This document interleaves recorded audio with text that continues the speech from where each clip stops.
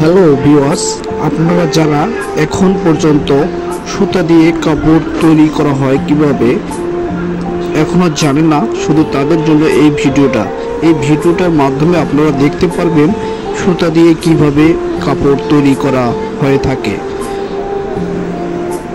যারা এই ভিডিওটা দেখতেছেন অবশ্যই এই চ্যানেলটিকে সাবস্ক্রাইব করে নেবেন, লাইক, কমেন্ট এবং শেয়ার করে জানাবেন যে ভিডিওটি কেমন হয়েছে। যারা এখন পর্যন্ত সুতা দিয়ে কাপড় তৈরি করা দেখেননি, শুধু ভিডিওটা তাদেরই জন্য। আপনারা দেখতে থাকেন সুতা দিয়ে কিভাবে কাপড় তৈরি করা হয়। এখানে কি কি কাপড় তৈরি করা হয় আপনারা তো বলতে পারেন যে এই সুতাগুলো দিয়ে কি কি কাপড় তৈরি করে থাকে।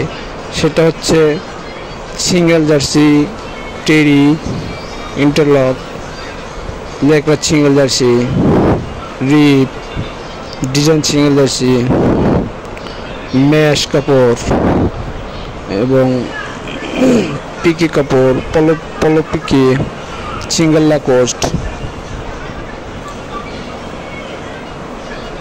ডেনিম কাপড়, বিভিন্ন ধরনের কাপড় তৈরি করা হয়ে থাকে। এই কাপড়গুলোই কিন্তু বাজারজাত কারণ হয় না, এই কাপড়গুলো দিয়ে শিল্প কারখানা চলে। এই কাপড়গুলো দিয়ে বিভিন্ন গার্মেন্টস তৈরি হয়। এই গার্মেন্টসগুলাই আমাদের দেশ থেকে বাইরের রাষ্ট্রে চলে যায়। হয়তো ভাবতে অবাক যে আমরা এগুলো তৈরি করি কিন্তু আমরা এগুলো ইউজ করতে পারি না। বেশিরভাগই ইউজ করে বাইরের রাষ্ট্রের কান্ট্রির লোকরা, কারণ এগুলো অর্ডার দিয়ে থাকে তারাই। শুধু বাংলাদেশে তৈরি হয়ে থাকে। হয়তো এখন দেখতে পাচ্ছেন যে সাদা কাপড় তৈরি হচ্ছে, কিন্তু সাদা থেকে বিভিন্ন রঙের কাপড় তৈরি করা হয়। সেটা হলো আপনার ডাইংয়ে প্রসেসিং করে যে কোনো কালার করতে পারে। কালারজাত করার পরেই এই কাপড়গুলো গার্মেন্টসে চলে যায়। গার্মেন্টসে ওগুলো কাটিং করার পরেই একটা করে গার্মেন্টস তৈরি হয়। এই গার্মেন্টসগুলো তৈরি করতে অনেক সময় লাগে।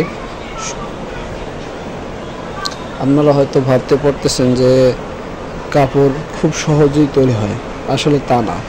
কাপড় তৈরি করতে অনেক সময় লাগে।